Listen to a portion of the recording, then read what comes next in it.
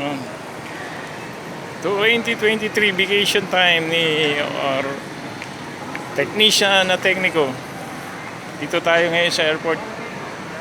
Kasabay ko si Ronald. Ayan, oh. Sabay ko si Ronald. Si Ronald for good na. Ako vacation lang.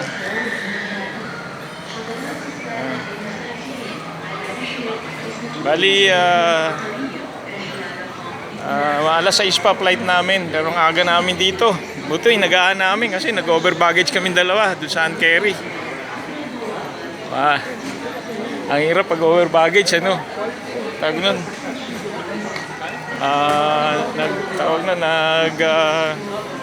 Stress. Nagpalit siya na binitbit ko muna yung mga sabon niya kasi sobrang bigat, mga sabon, tsokolate, dami.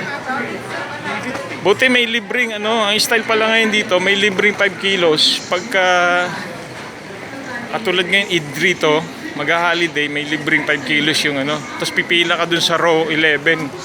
Yung mga magbabakasyon dyan dito sa Qatar, mayroon tayong libreng 5 kilos sa row 11, punta kayo.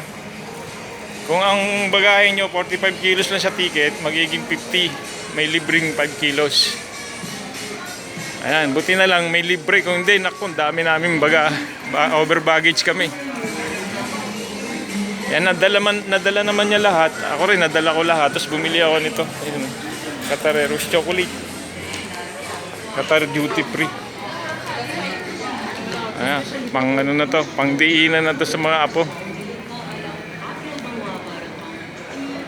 Wala tayong masyadong tsokolate. Ayos lang yung kahit pa paano meron. Babalik pa naman ako, vacation lang naman sa akin. Si Ronald for good na eh. Kaya binili niya na lahat, tsokolate. Wala siya rito. C4 kami, C4. Saan na ba? Ano yun? Kumain na. Dito ko lang siya iniwan eh. Iniwan ko siya dyan sa C4. C4 kasi kami. Teka, lagpas na yung tao. Saan ba yung C4? Ayun, doon pa pala. Ako naman na naliligaw. C4 yung gate namin. Mamaya ang flight namin 17:55. Bali mag-aalas 6 na rin. Ngayon ang dating namin dyan sa Pinas, sa Terminal 3 alas 8 ng umaga, 27 na yung kinabukasan. Masarap magbakasyon pero minsan kaya pagka yan, kaso na over baggage. Masarap din magbakasyon pag mapaldo, pag maraming pera.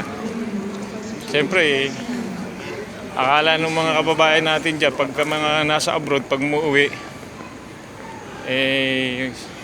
big time, hindi nila alam. Siyempre nagtitipid din tayo, saka depende sa sitwasyon natin sa family. Yung mga nag-aaral pa tayo, siyempre pagkasahod pakadala lahat, hindi mo naman pwedeng itabi yun. Kaya pero awat tulong ng Diyos nakakatulong. Siyempre iba yung sahuran dito, iba rin yung sahuran sa Pilipinas. Ang kagandahan nun, siyempre dito tipid ka, hindi ka makakagastos, hindi ka kakain. Hindi yung kinakain mo, hindi mo bibilin basta-basta. Kumbaga, libre ka na lahat. Dahil napabili tuloy ako nitong nasestokan ako Kinder Surprise kay Duday. Duday, nasestokan ako ng search lady. May laruan doon kasi sa loob eh. Kay Duday lang to, ay Duday Dayo, sa'yo Dayo. 27 real, nasa 300 pesos din to. So, isa lang muna. Sige na, mga ka-technician na tekniko. Mabay na yan, kasama ko to. Yan. For good na siya, ako, vacation pa lang. Namaya pa kami, alas 6. Mga nasa mag-alas 2 pa lang, 4 na oras pa. Mabay na. Subscribe my channel. Bye-bye.